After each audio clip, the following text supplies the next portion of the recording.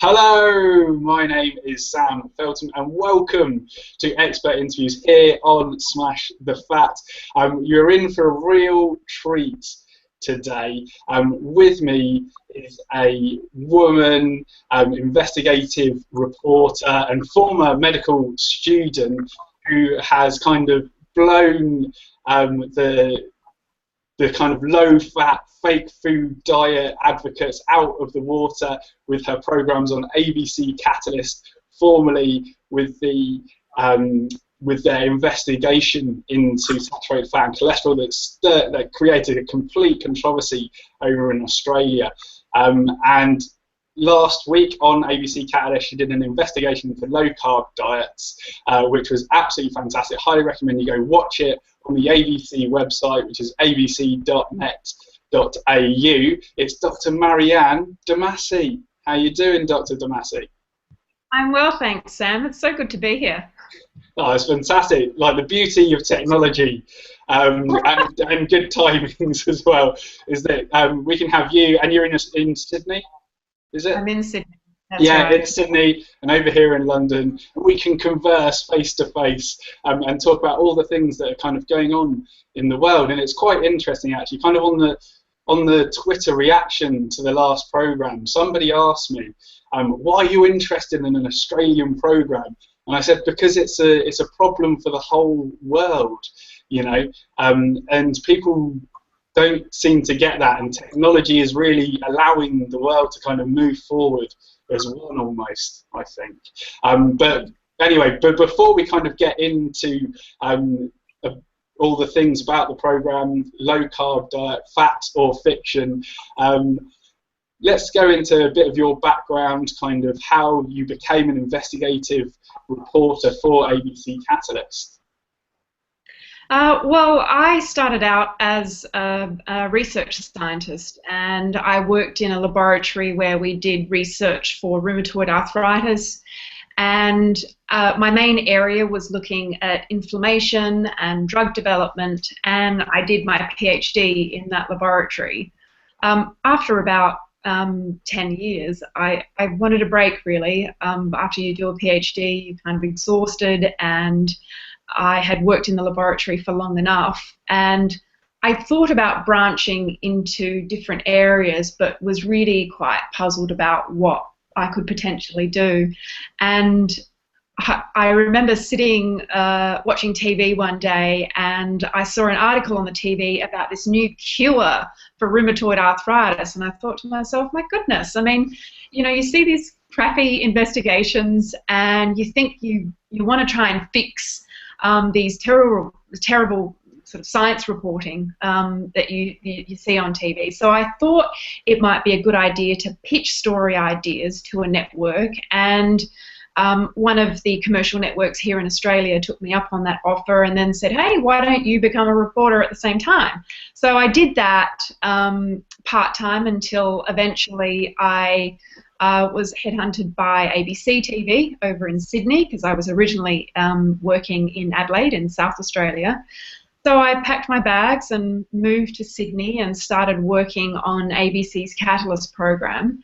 And it was really doing the best of both worlds. I could travel and talk to other scientists and explore different areas of science, and still, you know, be across the scientific literature, which is, you know, my first love. Absolutely, and trying to get kind of the right message out to the masses, I suppose, is kind of a big thing. Yeah, I thought that there needed to be some kind of bridge between the scientists and the community, and there was always some kind of distortion that would happen in between. And I thought if I had a solid science background and I was reporting on science issues, then I could bring that experience to the table and perhaps shed some you know, realistic light on where we are in, you know, current science situations. Absolutely, absolutely, and you've done a fantastic job of that. As I mentioned kind of in the beginning, you did one of your previous programs was on saturated fat and cholesterol, and kind of the dubious link with heart disease, and that had a massive controversy, and actually meant that they had to launch an investigation into the program to see if it was balanced? Yeah, well, we had a huge response on social media leading up to it, and we got a lot of airtime in the press about this, questioning the link between saturated fat and heart disease, because, as you know, we've been told that eating saturated fat raises cholesterol and causes heart disease, and in the medical literature, there were some questions over this link between saturated fat and heart disease, and I'd started reading about this about 4 years ago, and I became intrigued with the whole cholesterol situation when I was in the office of a cardiologist's rooms, and he had a patient with him, and I was filming with this cardiologist on a different story that was unrelated, and he had a patient in his room that had a cholesterol level of 9, and I said to the cardiologist, well, you better get that patient straight on statins, and he said, no, this patient has clean arteries. Why would I give a patient, statins if, his arteries are fine, he doesn't have atherosclerosis? And I thought, doctors just instantly put you on statins. And he says, you really need to start researching in this area, and that is where it all began for me. And 4 years later, I thought I had uncovered, quite an incredible story, and felt compelled to do one, which was really questioning the link between saturated fat and heart disease, and also questioning the views that we had potentially gone too far with cholesterol lowering, and that we were over-prescribing statins to what initially started off as people who benefit, which are those people who have diagnosed heart disease, who've already had a heart attack or stroke, and then was curious to see how we'd slowly then started prescribing these medications to healthy people, for people with very low risk. And I've also always had a keen interest in overdiagnosis, overtreatment, and I guess that's what compelled me to put a documentary together embracing the two areas. Absolutely, and it kind of just started a discussion more than anything over in Australia, kind of particularly with some of the health organisations over there as well, and their response was particularly critical, I suppose is the best way to put it, and an investigation was launched, but then it turned out that the program was totally balanced and scientifically founded, apart from one little section that apparently was a bit too unbalanced, was it? Yeah, that's right. I mean, there were over 1.5 million viewers that watched the program over the 2 weeks. It got an enormous response, and not surprisingly, the health authorities that we were essentially questioning, some people thought criticising in the program, did take exception to the story and complain about it. And being a public broadcaster, we're obliged to investigate all these criticisms. And this is the reason why we do these programs. We do want to stimulate debate. We want to stimulate critical thinking. And yeah, over a period of 6 months, there were lots of claims that were investigated and were found to be untrue. Fortunately, it confirmed that both programs met the criteria for factual accuracy, so we were really pleased about that. And it was unfortunate that it wasn't really reported in the media. The only thing that was reported in the media was that the small section in Part 2 was found to be unbalanced, and the investigation simply recommended that we put that information on the website. It was just unfortunate that those programs were retracted in the end. Yeah, that is a real shame, but kind of most recently, last week, there's been a program that you put together that's hopefully kind of stimulated that debate and discussion again on low-carb diets, whether they're fact or fact or fiction. So what's the answer here? Are they fact or fiction? Well, a lot of people were saying that the low-carb diet is a fad diet, and fad diets are dangerous. But the idea that low-carbohydrate diets are fads doesn't really make sense to me. I mean, it's been around for many years. It was originally the Banting diet. It became the Atkins diet. It was actually a diet that doctors had prescribed to patients with diabetes before insulin was around to control blood glucose levels. So I wouldn't say it's a new revolution. I think that what was new was, in the last few decades, we've been told that fat is the enemy, and as a result, people have taken to the health messages. We're bombarded with food products on the supermarket shelves that are low in fat but also high in sugar, and we've probably been so obsessed with lowering fat we took our eye off the ball, and now we're eating a lot more carbohydrates and refined sugars, and that's what the experts in our story, in the low-carb story, said may have contributed to our problems with obesity and diabetes. Absolutely. And kind of over the program, you had experts from around the world, because thankfully kind of there was the low-carb Australian conference that brought all these guys together. And what was kind of one of the biggest takeaways that you got from interviewing all those experts? Well, we intentionally focused on 3 different areas. We looked at obesity. We also looked at carbohydrates in athletes and exercise, and then we also looked at diabetes. And as I mentioned, Tim Noakes was talking about the way we've increased the level of carbohydrates in our diet. He says that this is partially to blame for the obesity crisis that we have, because carbohydrates are the most potent stimulator of the hormone insulin, and he talks about insulin being a hormone that essentially stores fat, puts fat in fat cells. So, if we've got these constantly high levels of insulin in our body, he talks about how it becomes much more difficult to lose weight. And we approached organisations who could potentially dispute this fact. We have the Dietitians Association of Australia, who had a spokesperson that actually acknowledged that low-carb diets are effective for fast, rapid weight loss in patients with obesity, but they did also acknowledge that it's not a one-size-fits-all solution, and not everybody needs to go on a low-carb diet. But certainly, if you're looking to lose weight, when you look at the scientific literature and you compare low-carb diets with low-fat diets, then the low-carb diets seem to do better when it comes to weight loss. Among other things. Yeah, absolutely. Because I've been writing a book that's going to be kind of coming out Boxing Day this year, and part of that is the relatively simple science of slimming.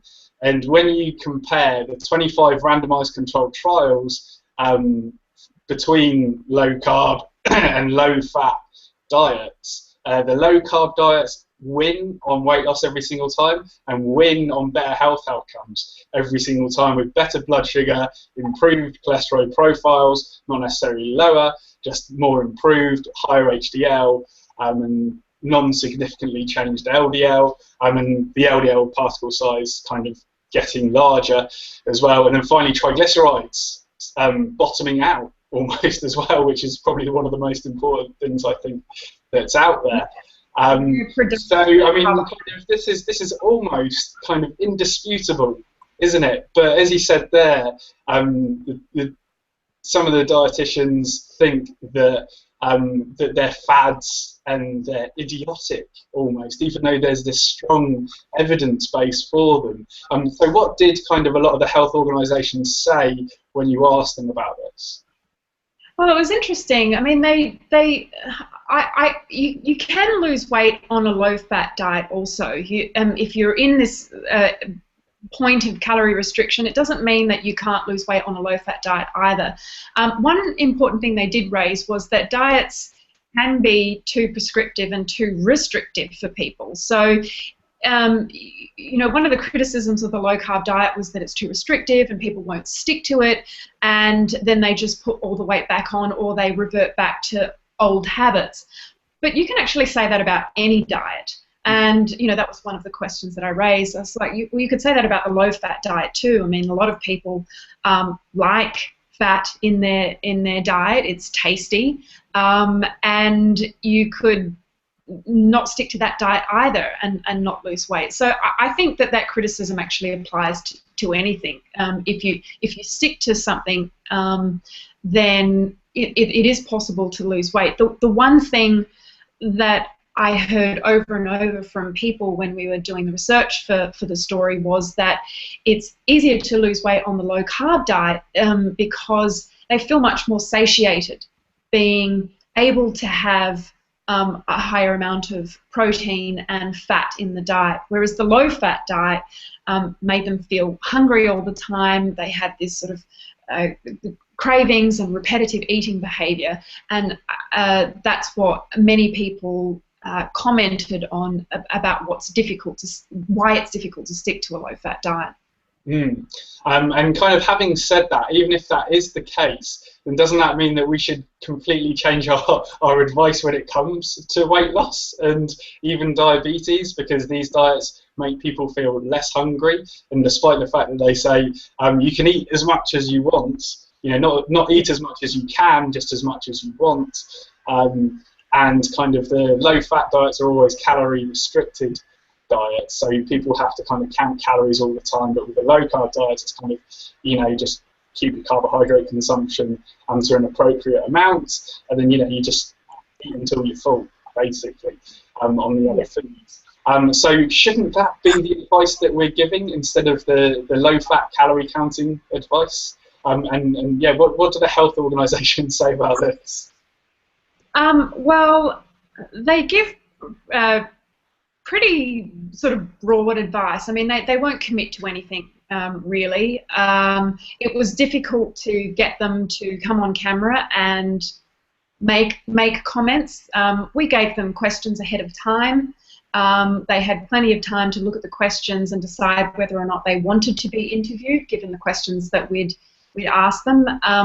They just simply said they declined to comment on camera and gave us mission statements, really, which is, you know, what we read out on the program. So it was disappointing that we have organisations that don't take part in the debate, and, you know, sometimes are quick to criticise without taking part in the debate. So in that respect, myself, but also many viewers, were disappointed that they didn't come forward and be prepared to be interviewed. Yeah, that is rather disappointing. And you kind of get a similar thing over here as well, where the advice is so kind of broad and almost ambiguous that, you know, it can come down to interpretation almost. And when they do come out with statements about kind of, there's particularly the article and opinion piece that Dr. Asima Hotra wrote on saturated fat, and he was on BBC Breakfast, a kind of speaking with a spokesperson for the British Dietetics Association on BBC Breakfast, and she was sort of saying that Dr. Asima Hotra is being disingenuous, misrepresenting the evidence, and, you know, it's just, you know, being a messenger almost for this evidence, right? Yeah. Harvard study, Cambridge study, all of those studies. And you know, they keep on going around in circles, and it's almost like they're just ignoring the evidence, it feels like.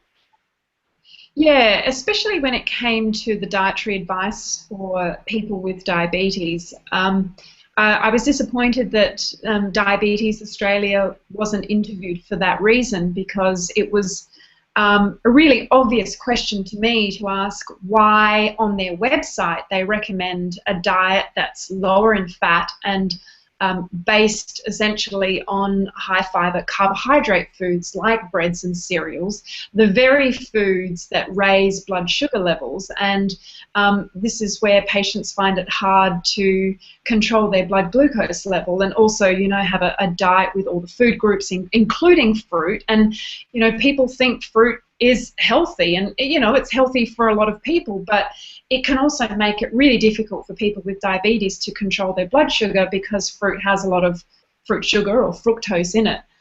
So there's just, you know, sometimes I don't believe in conspiracy theories, but I do get frustrated with there's, sometimes an almost deliberate intention to confuse the message, and then people kind of throw their hands up in the air and say it's just too hard and don't know what to believe. So that's why I do these programs.